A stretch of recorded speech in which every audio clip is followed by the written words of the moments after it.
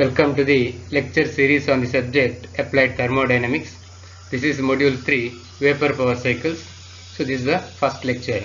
Myself Dr. N. Satish Kumar, Associate Professor of Mechanical Engineering, Kendra Engineering College.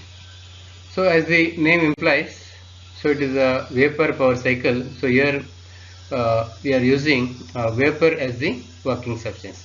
Now let us discuss the various cycles which uses the vapor as the working substance. So it is mainly used in the steam power plants. Vapor cycles are external combustion systems in which the working fluid is alternatively vaporized and condensed. You know that in a cycle the working fluid also undergoes a cyclic of operations, right? So here alternately the water is vaporized, that means water is converted to steam, and then steam is condensed back to water. So you know that water or steam is easily available, so it is economical, chemically stable and physiologically harmless. Hence it is the most commonly employed working fluid in vapor power cycles. Due to its use as working substance in vapor power cycle, this cycle is often referred as steam power cycle. So vapor power cycle sometimes referred as steam power cycle. The vapor is generated in a steam boiler which then enters the steam turbine, condenser and feed pump. So these are the four devices which is used in a vapor power cycle. That is boiler where the steam is produced, then it is passed through the turbine where it undergoes expansion, then it is condensed back to water in a condenser and supplied back to the boiler using a feed pump. In a vapor power cycle, the main objective is to convert the energy present in the fuels into mechanical energy and then into electrical energy.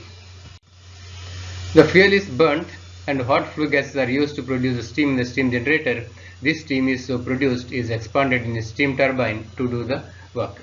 Now I will explain the working of this steam power plant. You can see this is the boiler unit, right? So here you can see the fuel undergoes combustion in the boiler furnace. So fuel and air is supplied, right? And this heat of the fuel or burnt gases or the products of combustion are given to the water passing through these tubes. You can see, so this is the tubes which is carrying the cold water which is supplied by this feed water pump.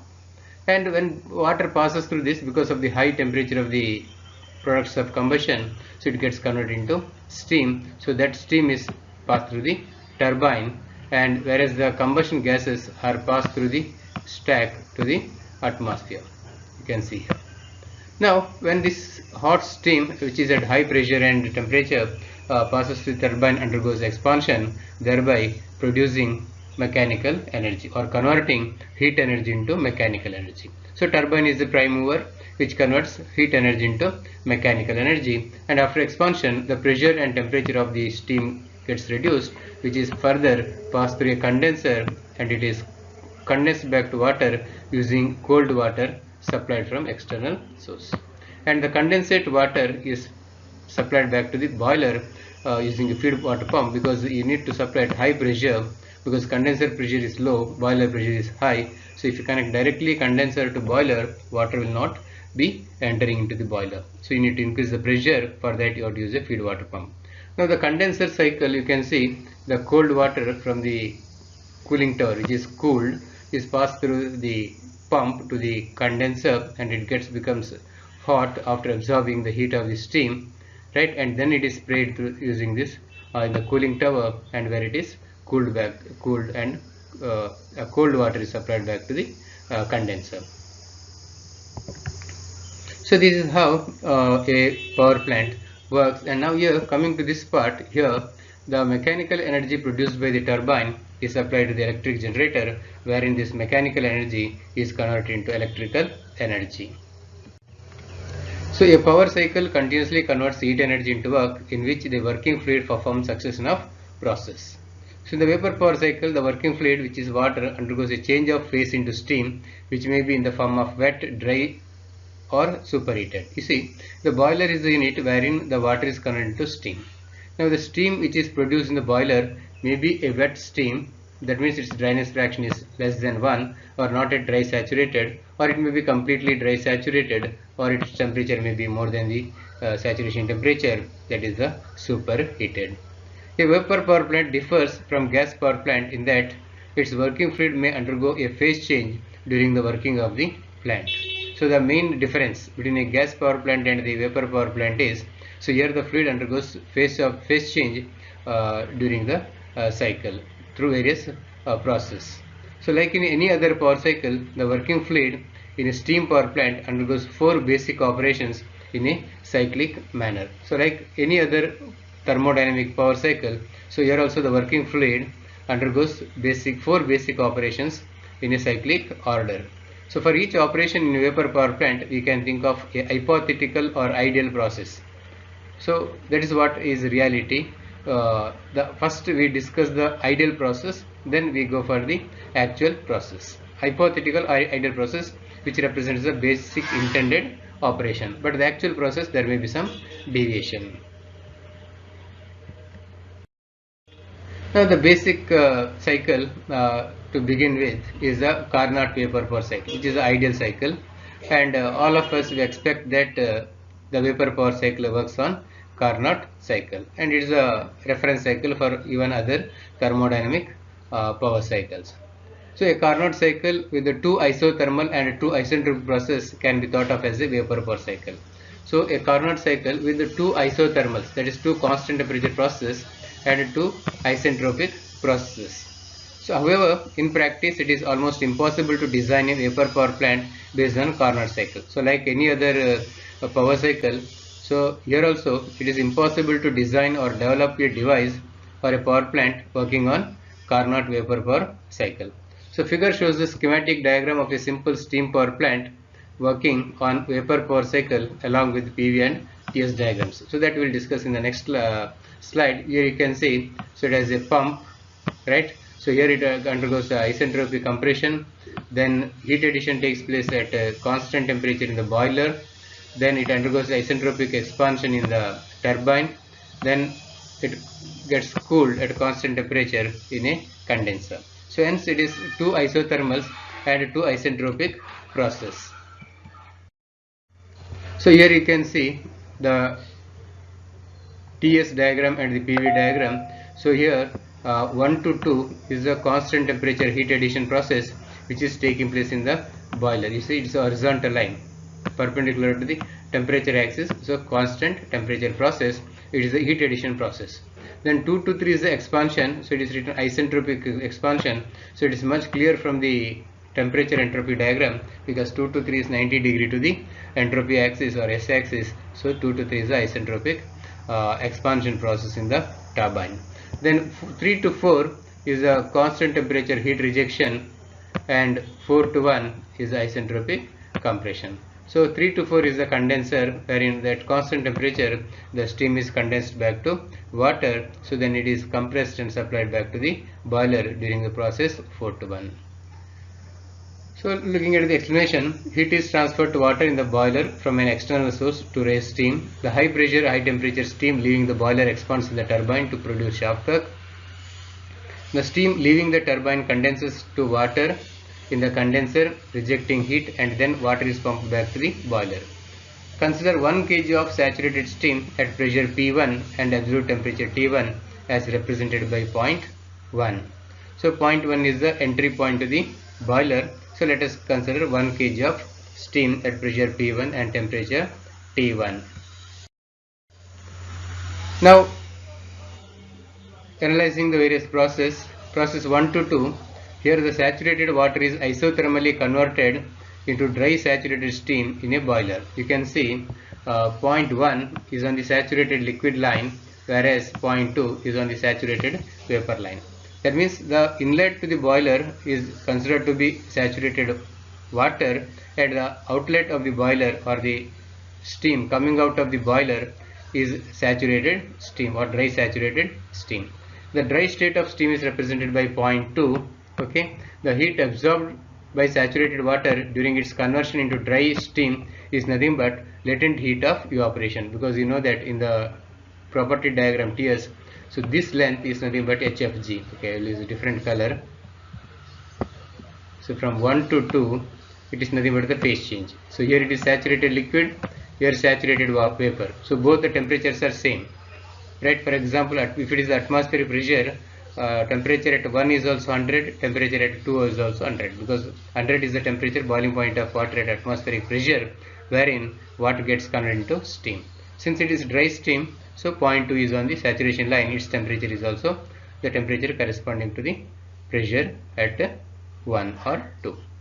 So now here you see latent heat of evaporation, that is what the heat required absorbed by water during this phase change is nothing but the latent heat of evaporation at pressure P1 is equal to P2. So HFG1 is equal to HFG2. Okay, so HF value at 1 is also HF for 2 also, but actual point at H2 is different. Okay, now area below the curve 1 to 2 in the TS diagram represents the heat absorbed, because you know that area under TS diagram is the heat transfer. So heat absorbed is given by the area under 1 to 2, so that is nothing but this complete rectangle.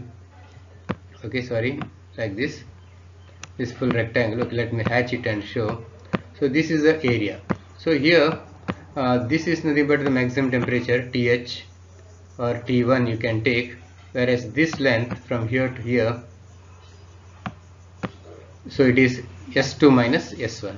So you can write heat absorbed Q1 to 2 is equal to S2 minus S1 into T2, or you can use it as T1 also, because T2 is equal to T1, or sometimes you can replace it by TH also. So this is a constant temperature process, so T1 is equal to T2 is equal to TH or T max. Now coming to the process 2 to 3, the dry steam expands isentropically in a steam engine or steam turbine. So 2 to 3 is the isentropic expansion in the steam engine or the steam turbine. The pressure and temperature falls from P2 to P3 and T2 to T3 respectively. No heat is applied or ejected during the process since it is isentropic process.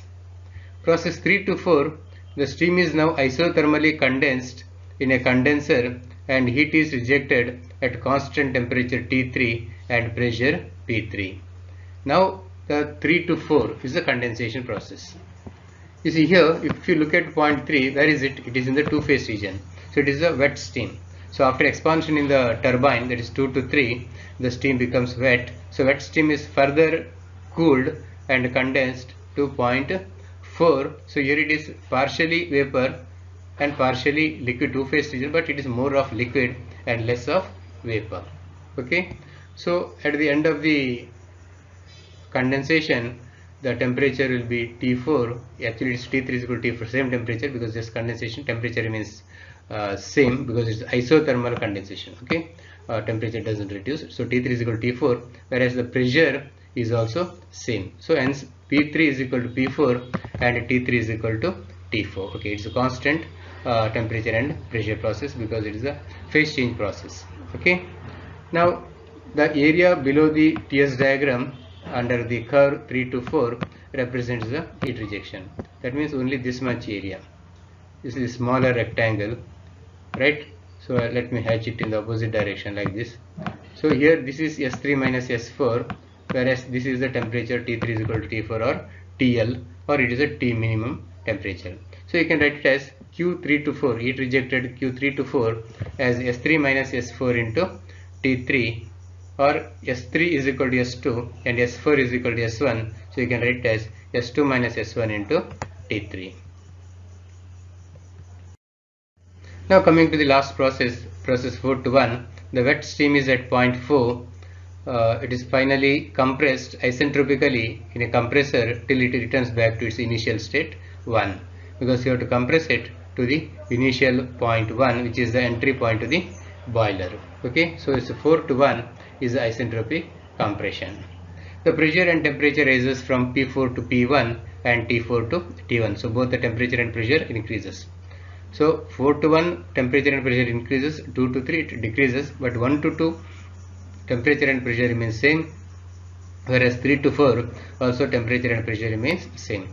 Since no heat is absorbed or rejected during this process, right? So it is the entropy remains constant. As the name implies, it's an isentropic process.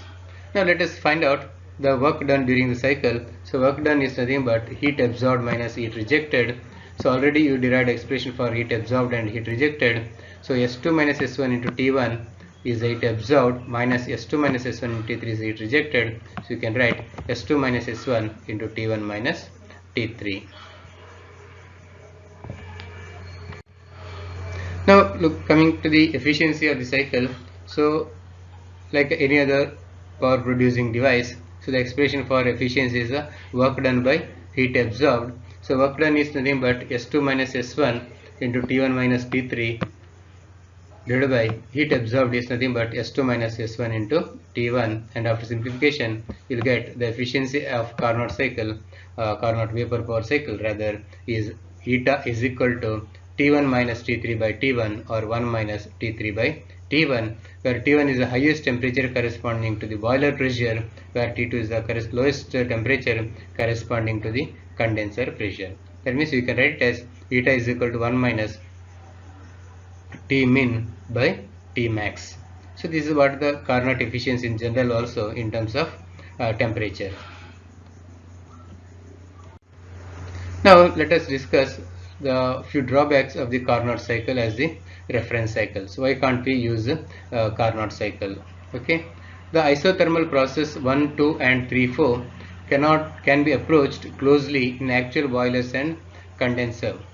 So it is possible to achieve the isothermal process provided you supply saturated water to the boiler and convert it to dry saturated steam during process 1 to 4. So isothermal process. Similarly, condensation can also be approached during the process 3 to 4 by isothermal process.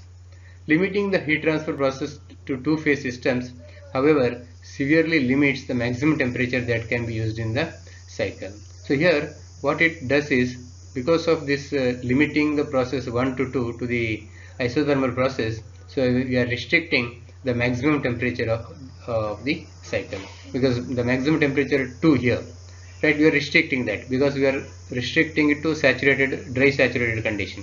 Suppose if you go for superheated condition, you know that water, the maximum temperature you can go up to 374 degrees Celsius, but you are not able to go here beyond saturation temperature, so you are limiting yourself, so that will affect the performance of the cycle. So limiting the maximum temperature in the cycle also limits the thermal efficiency. That is what I told now. So it affects the performance. So any attempt to raise the maximum temperature in the cycle involves heat transfer to the working fluid in a single phase, which is not easy to accomplish isothermally. So if you try to increase the maximum temperature, right, so then in a single phase, so it is not easy to accomplish isothermally. Now coming to the second drawback of the Carnot cycle as the reference cycle, during isentropic expansion 2 to 3 in the turbine, the quality of the steam decreases. So that is what you have seen. So during expansion, you know that initially it is dry saturated steam. After undergoing expansion in the turbine, it becomes wet steam at point 3. That means the quality of steam decreases. Thus the turbine has to handle steam with low quality. Since the quality of the steam is wet, or it is decreasing at the end of expansion, so the turbine is forced to handle low quality steam, that is steam with high moisture content. You see, as the point 4 is towards left, so more is the moisture content. The impingement of liquid droplets on the turbine blades causes erosion and is a major source of wear. So this is what is the major drawback of having low quality steam at the exit of the turbine, because of the impingement of the liquid droplets on turbine blades causes erosion and the wear and tear. The steam with the quality is less than about 90% cannot be tolerated in the operation of the power plant. So minimum quality should be 90%. Now coming to the drawback 3, the isentropic compression process 4 to 1 involves the compression of a liquid vapor mixture to a saturated liquid. Just to recall the TS diagram 4 to 1, where is the point 4, it is in the two-phase region with more of liquid and less of vapor, and point 1 is the saturated liquid. So here 4 to 1 is the isentropic compression process involving compression of liquid vapor mixture, because point 4 is still in the two-phase region So it is a liquid vapor mixture, so you have to compress it to the saturated liquid. So there are two difficulties associated with this process. First, it is not easy to control the condensation process so precisely so as to end up with the desired quality at state 4. So you don't have any control of the condensation process 3 to 4 to have the desired quality of liquid vapor at point 4. Second, it is not practical to design a compressor that handles two phases. So your compressor has to handle liquid as well as vapor, and it is very much difficult to design a compressor having which can handle two-phase mixture. Okay. Now some of the limitations of the Carnot cycle to end this lecture. Theoretically, the Carnot vapor cycle is most efficient. The following difficulties are associated with it during its operation. Though it is the most efficient power cycle, but it has associated with a few difficulties as mentioned below. Steam condensation is not allowed to proceed to completion. The condensation process has to be stopped at point 4. So complete condensation into saturated liquid is not possible. The working fluid at point 4 is both liquid and vapor state, so it is difficult to compress two-phase mixture isentropically. So that is what we discussed in the previous slide. The vapor has larger specific volume, hence to accommodate greater volumes the size of the compressor becomes quite big. So as I told earlier, your compressor is forced to handle two-phase mixture. So vapor has larger specific volume, so automatically the compressor has to accommodate larger volume, and thus compressor size becomes quite bigger. For running a large size compressor, more power is required. This results in poor plant efficiency, because whatever the power required to drive the compressor is supplied from the turbine itself. So if the compressor requires more power, so turbine output, whatever the net work output from the power plant, it reduces because turbine need to drive the compressor. The steam at exhaust from the turbine is of low quality, that is, it is having high moisture content, so the liquid water droplets cause pitting and erosion of the turbine blades. This is also what we discussed in the previous slide. The moisture content with the steam at the exit of the turbine, because of the low quality steam which is having high moisture content, the liquid droplets causes pitting and erosion of the turbine blades. So with this I conclude the lecture number 1 wherein we discussed the Carnot cycle in detail as the vapor power cycle. So I will continue in my next lecture, lecture number 2. Thank you.